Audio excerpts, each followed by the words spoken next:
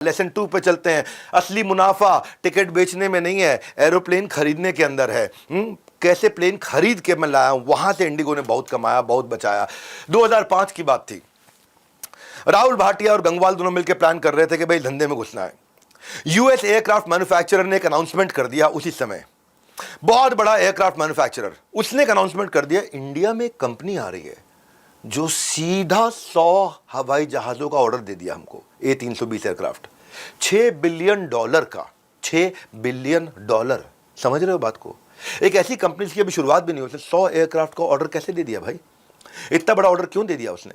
History में कभी किसी भी इंडियन एविएशन कंपनी, किसी ने इंडियन एयरलाइंस की कोई भी कंपनी ने कभी इतना बड़ा ऑर्डर दिया नहीं। दुनिया जानती थी ये दोनों आदमी, ना तो राहुल के पास ना गंगवाल के पास इतना पैसा तो है ही नहीं, और जब इतनी कैपिटल है नहीं तो पेमेंट करे कैसे?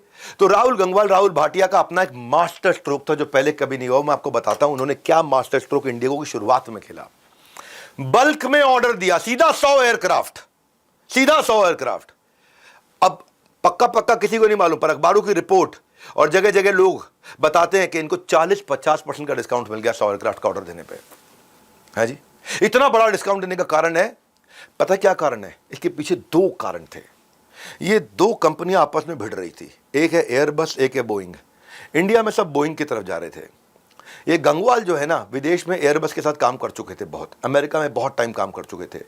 एयरबस को इंडियन मार्केट में दोबारा जगह बनानी थी, एयरबस को कोई घुसने नहीं दे रहा था, क्योंकि एयरबस के पहले 2-3 क्रैश दुनिया में कहीं हो चुके थे, तो उसकी रेपुटेशन पर सवाल था। कमर्शियल पायलट एसोसिएशन ने बोला एयरबस नहीं घुसने देना, बहुत फ्लॉ है इसके अंदर। इंडिया में एयरबस घुस ही ना पाए, इंडिया में खाली बोइंग चले जाए। एयरबस और बोइंग का झगड़ा चल रहा था। एयरबस ने सोचा कि चलो दे देते हैं इनको डिस्काउंट, क्योंकि मुझको घुसना है। एयरबस की अपनी गरज थी, उसकी अपनी गरज थी, उसे बोइंग के खिलाफ खड़ा होना था। और दूसरा कारण क्या था? राकेश गंगवाल का एयरबस से पुराना रिश्ता, उन्होंने 100 एयरक्राफ्ट का ऑर्डर दे दिया, और यूएस एयरवेज में जो जॉब करते वक्त उन्होंने अपने रिश्ते बनाए थे, उस रिश्ते का फायदा उठा लिया। अब हुआ क्या? एयरबस पूरी तरह बिजी हो गया। अब पता है इनको आगे डिमांड बढ़ने वाली है, प्लेन की तो जरूरत पड़नी है, तो 100 प्लेन का ऑर्डर दे दिया, और साथ में कॉन्ट्रैक्ट ऐसा बनवाया। गरज किसकी? दोनों की, एयरबस की भी अपनी गरज, तो उन्होंने उसकी गरज का फायदा उठाया। गंगवाल गया, बैठा, खूब नेगोशिएट किया उनके साथ, कभी नाश्ते पे, कभी खाने पे, कभी डिनर पे, खूब नेगोशिएट किया। और नेगोशिएशन में बोला देखो प्राइस तो कम कराऊंगा, लेकिन एक मामला है। बोला क्या? बोला टेक्निकल ग्लिच हुआ, इंजन खराब हुआ, मेंटेनेंस की जिम्मेदारी हुआ, ब्रेक बहुत घिसता है, हर पायलट अपने स्टाइल में ब्रेक लगा, ब्रेक घिस जाता है, ब्रेक बर्बाद, ये सब आपको ठीक करना पड़ेगा। एयरक्राफ्ट के साथ इसकी जिम्मेदारी लोगे, सीधा 100 का ऑर्डर दूंगा। अच्छा, कोई नहीं देता था, बोइंग नहीं देता था। एयरबस की अपनी गरज थी, मुझे इंडिया में घुसना, उसने हाँ कर दी।